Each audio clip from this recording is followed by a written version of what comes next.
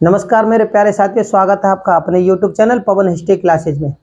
साथियों, इस वीडियो के माध्यम से हम कुषाण वंश के बारे में जानेंगे कि कुषाण वंश के कौन कौन से शासक थे और यह कौन कौन से वंशों में बटा हुआ था, इसके कितने प्रकार के कितने भाग थे। ठीक है, तो मेरे प्यारे साथियों, देरी ना करते हुए कुषाण वंश का टॉपिक फर्स्ट है।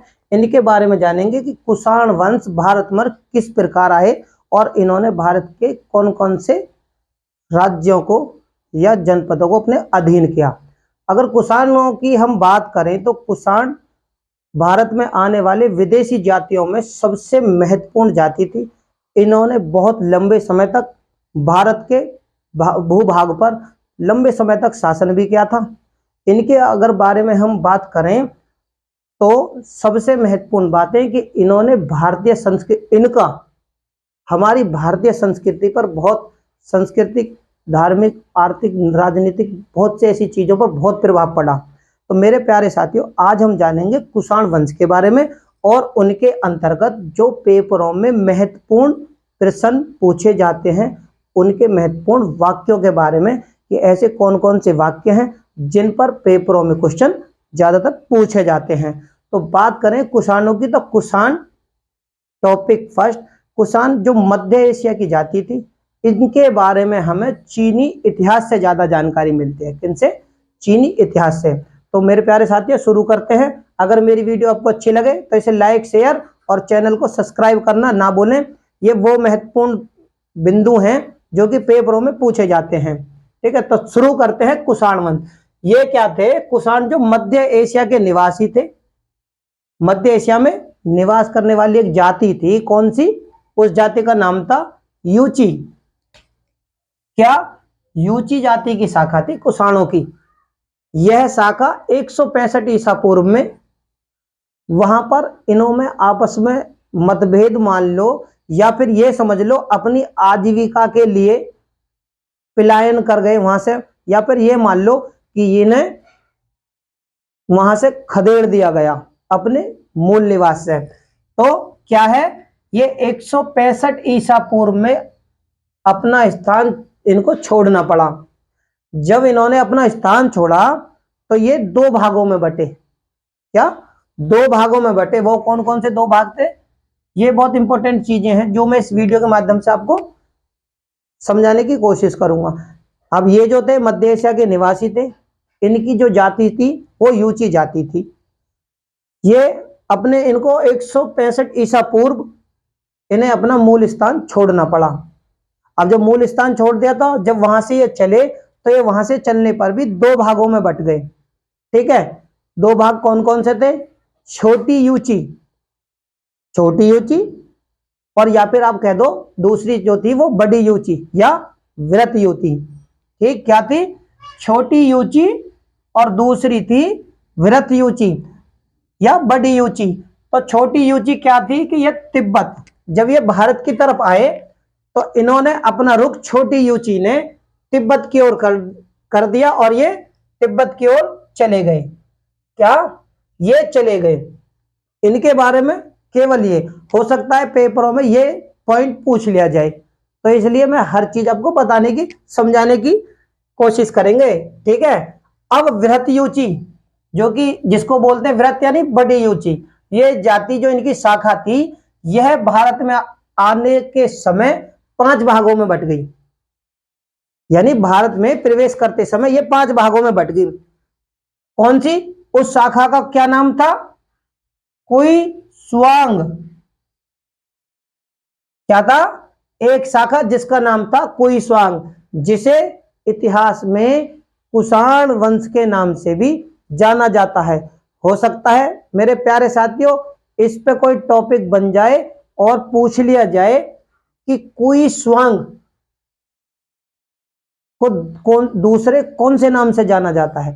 तो भाई ये कुई स्वांग जो थी वो कुषाणों के नाम से जानी जाती है। क्या? कुषाणों के नाम से जानी जाती है। भारत में इसके दो राजवंशों ने, कितना? भारत में इनके दो राजवंशों ने राज्य किया था। कौन कौन से राजवंश थे? पहला कड़फिश, जिसे कुडफिश के नाम से भी जाना जाता है। क्या? पहला वंश था इनका कडफिस और दूसरा वंश था इसका कुषाण वंश। क्या था? कुषाण वंश। कुषाण वंश की स्थापना, इस वंश की जो स्थापना है वो कुजुल कडफिस या कदफिस प्रथम ने की थी। कौन से? कडफिस जो वंश था उसकी स्थापना कुजुल कडफिस बोल दो उसे, कडफिसिस या कडफिसिस प्रथम ने की थी। इसकी सत्ता, अब इन्होंने भारत में एंटर कर दिया, ये भारत में प्रवेश कर गए। इनकी जो सत्ता थी कहां पर थी? काबुल और गंधार में। काबुल और गंधार में। इसकी जानकारी हमें कहां से मिलती है? सिक्कों से। क्या मिलती है? इनके सिक्कों से, तक्षशिला से। क्या? इनके जो सिक्के हैं, जब इन्होंने काबुल और गंधार में शासन करना शुरू कर दिया तो इनके सिक्के हमें सबसे ज्यादा कहां से? सबसे सर्वप्रथम तक्षशिला से। क्या? तक्षशिला से इनके सिक्के हमें तक्षशिला से मिले, जो कि अपने आप में किस तरीके से थे? तो इनकी जो वहां उपाधियां थी ना कुछ, जो इनके सिक्कों पर मिली, तो इन्होंने महाराजा धीराज, क्या? महाराजा धीराज के नाम से इनके सिक्के मिलते हैं। ये इन्होंने जब ये भारत में रहने लगे तो इन्होंने अपनी जो श्रद्धा है, क्योंकि हमारे भारतीय संस्कृति में ये भारतीय संस्कृति भी इन्होंने थोड़ी सी अपनाई, तो उसमें क्या था? इन्होंने बौद्ध धर्म और शैव धर्म, जैन धर्म भी, बौद्ध, जैन, शैव और वैष्णव, इन्होंने कुछ धर्मों में अपनी आस्था इन्होंने करी थी, लेकिन सबसे ज्यादा बौद्ध और शैव धर्म में इन्होंने अपनी आस्था रखी। इनकी मृत्यु के बाद भैया किनकी? कडफिसिस की मृत्यु के बाद उनका जो पुत्र था कडफिसिस द्वितीय, या फिर जिसको हम दूसरा नाम से किससे जानते हैं? विम कडफिसिस यानी कडफिस द्वितीय, या उसे हम विम कडफिसिस के नाम से जाना जाते हैं। इनका उत्तराधिकारी बना। इनका कडफिसस के प्रथम के ये पुत्र थे जो कि उत्तराधिकारी बने। उसने क्या किया था? इनका जो सबसे महत्वपूर्ण कार्य क्या था? सिंधु नदी पार करके तक्षशिला और पंजाब पर अधिकार कर लिया था। भैया किसने किया था? तो कडफिसिस द्वितीय ने सिंधु नदी पार कर कौन सी नदी पार कर दी? सिंधु नदी। तो कहां पर राज किया इन्होंने? तक्षशिला और पंजाब पर अधिकार कर लिया।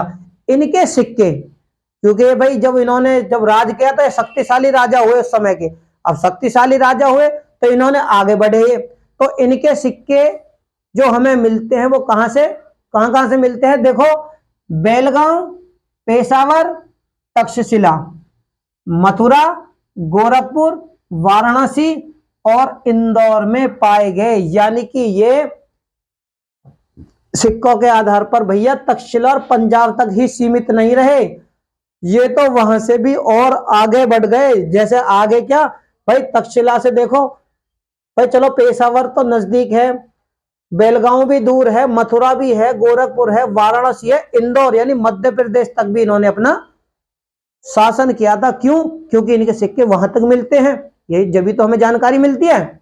अब यहां से क्या है? इनकी उपाधियां, इन शासकों की उपाधियां क्या क्या थी?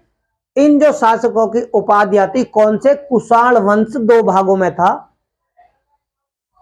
और उनमें से भी एक भाग के 5 भाग हो गए, एक शाखा के 5 भाग हुए थे। ठीक है, अब देखो इनकी जो उपाधियां हैं वो कौन कौन सी थी? महाराजा धीराज, महेश्वर और सर्वलोकेश्वर इनके उपाधियां थी। क्या थी? उपाधियां। सिक्के कहां से मिले? ये बहुत सारे स्थान है जिनके बारे में मैंने भी आपको बताया। ठीक है, और देखो सबसे महत्वपूर्ण चीज कि इनका जो कडफिस प्रथम थे, कडफिस प्रथम की सत्ता कहां तक थी? काबुल और कंधार तक की। लेकिन इनके जो पुत्र थे उत्तराखंड द्वितीय की सत्ता कहां तक होगी? सिंधु नदी पार गए, तक्षशिला और पंजाब तक, यानी और आगे आ गए। भाई काबुल कंधार तो लगभग अफगानिस्तान का क्षेत्र। उसके बाद इन्होंने कहा ये तो भारत के बिल्कुल नजदीक आ गए, तक्षशिला पाकिस्तान में, और पंजाब एक पूर्वी पाकिस्तान है और एक भारत में भी है पंजाब, ये बहुत आगे आ गए। ठीक है, तो इनके सिक्कों पे हमें, सिक्कों कहाँ के हम ये भी मिल गए। उपाधियां कौन कौन सी है वो हमने जान लिया।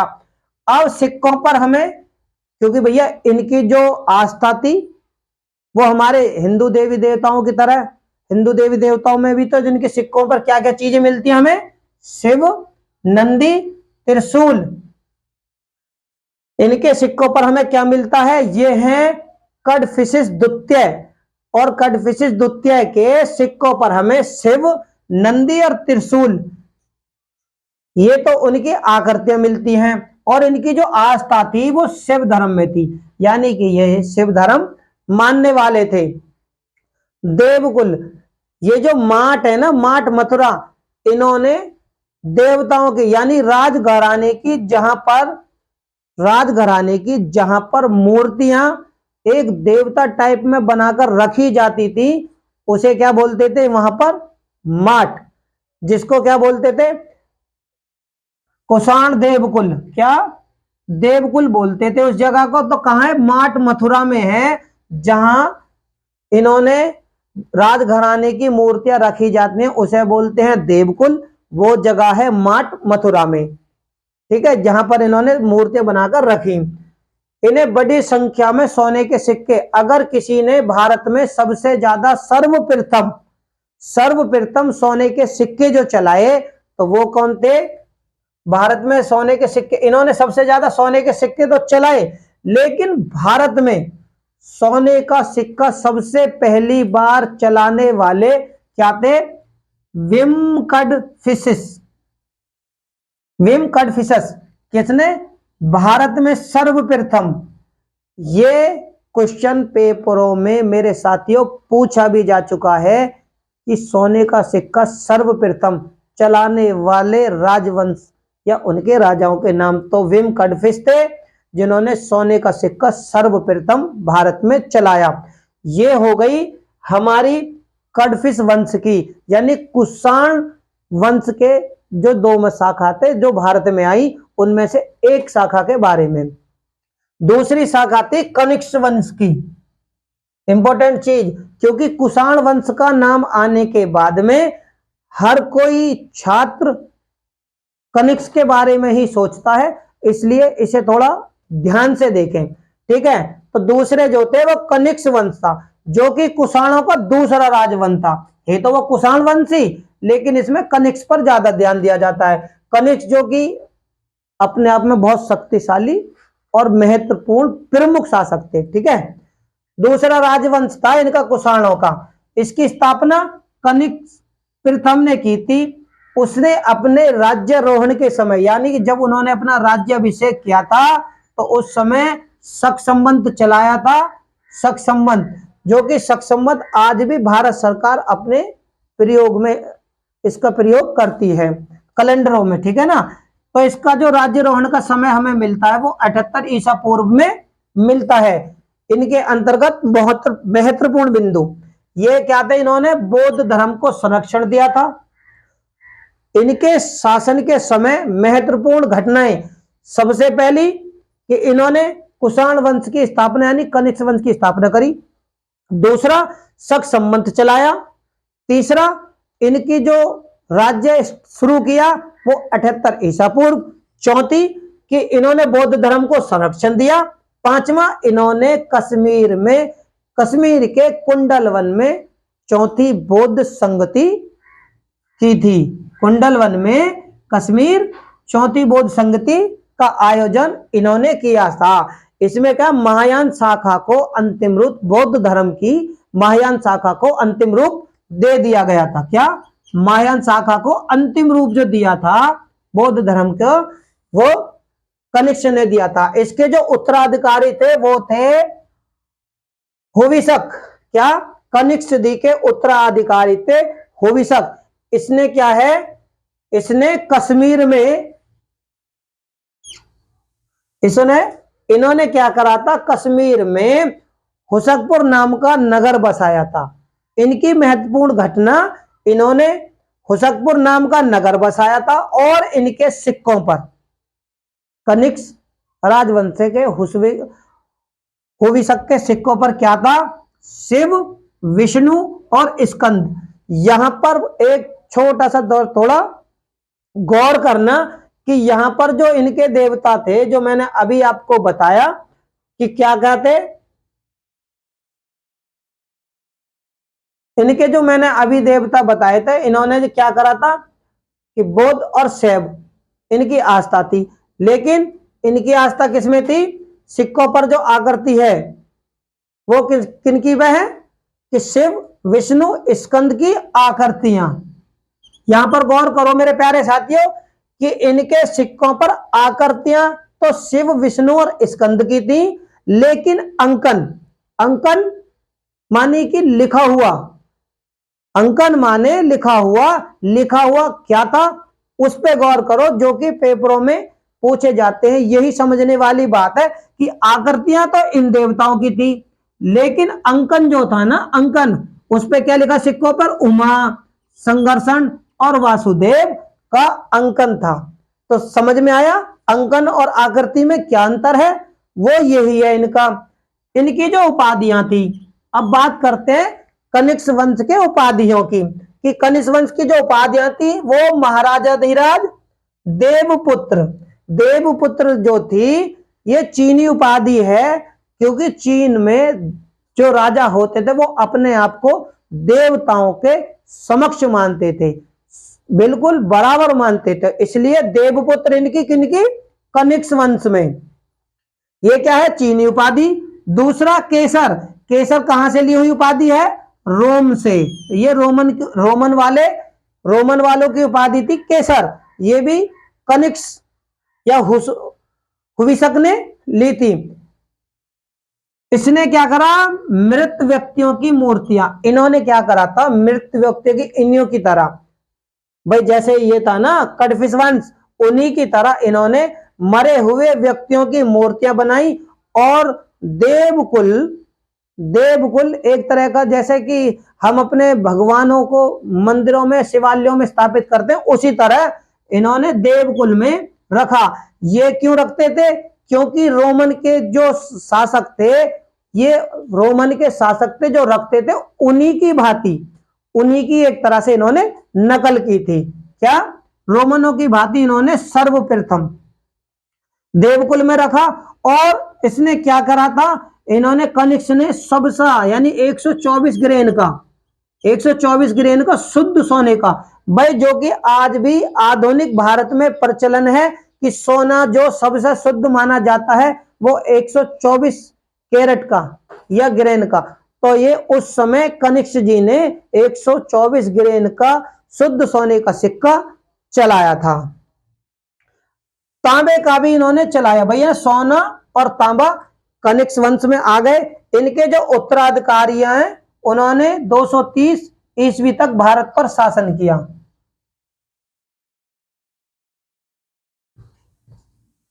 230 ईस्वी यानी लंबे समय तक शासन किया, यानी इनका जो शासन शुरू होता है 165 ईसा पूर्व, यानी ईसा मसीह से 165 साल पहले।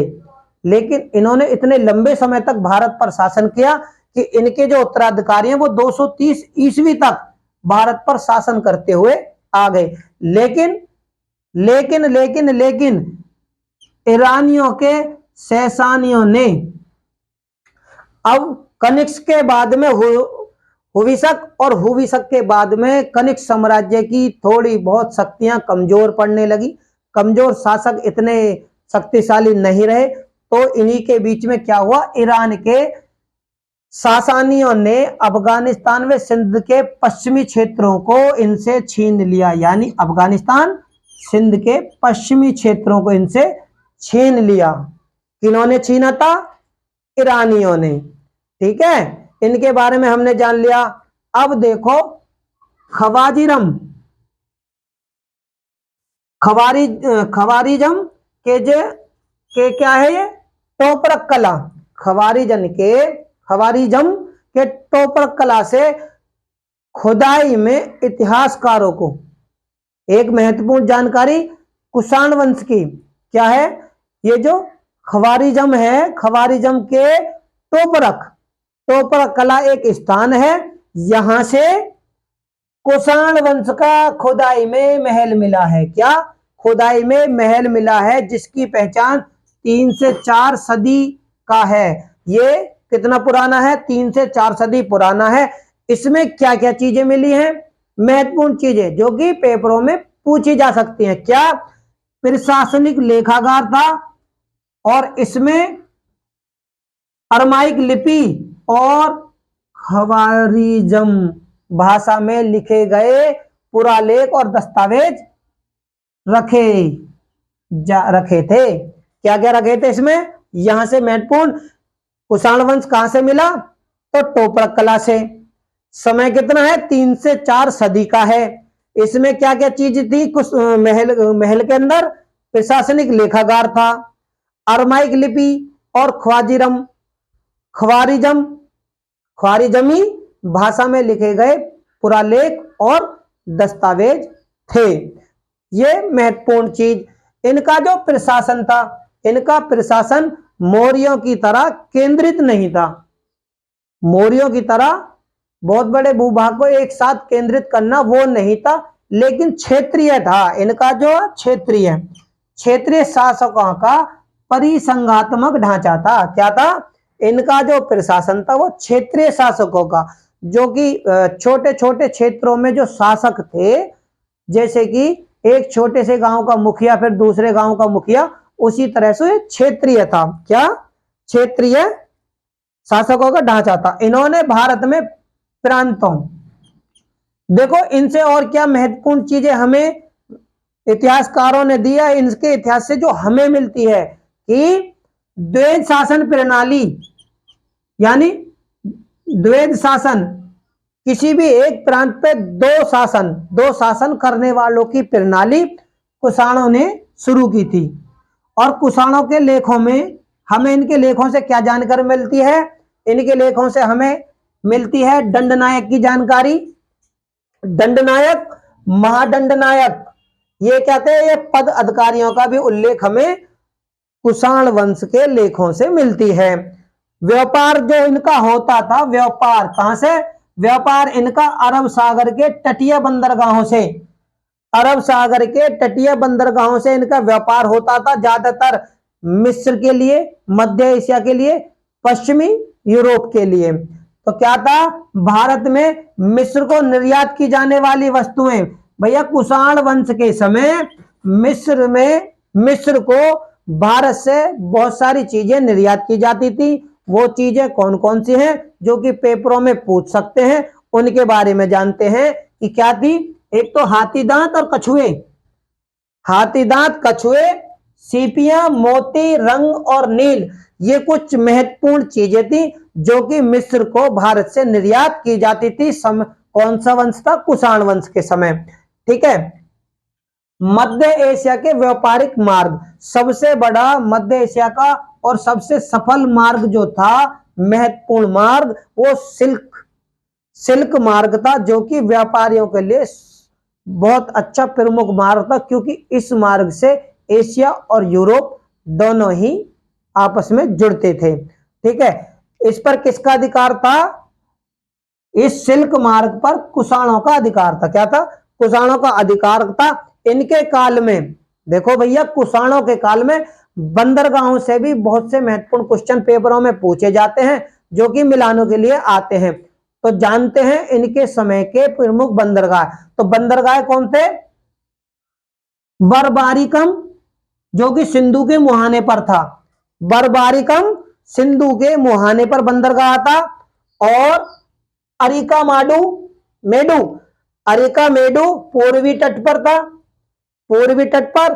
और बोरीगाजा, जो कि भचोड़, ये क्या थे, कुषाण वंश के समय के प्रमुख बंदरगाह थे। कौन कौन से, बरबारिकम सिंधु के मुहाने पर, दूसरा था अरिकामेडु पूर्वी तट पर, और बोरीगाजा भचोड़, ये प्रमुख बंदरगाह थे। तो मेरे प्यारे साथियों, इस वीडियो के माध्यम से मैंने कुषाण वंशों के दोनों राजवंशों के, चाहे वो कडफिस वंश हो या कनिष्क वंश हो, उनके अंतर्गत जो भी महत्वपूर्ण चीजें थी, जो भी वाकई की कौन से शासक थे, समय कौन सा था, कौन से बंदरगाह थे, कौन किस प्रकार के सिक्के थे, कौन से धर्म में उनकी आस्था थी और कहां से इनके सिक्के मिले, इनके अंतर्गत जो भी अब पेपरों में पूछा जाएगा आप उसे बिल्कुल आसानी से बता दोगे।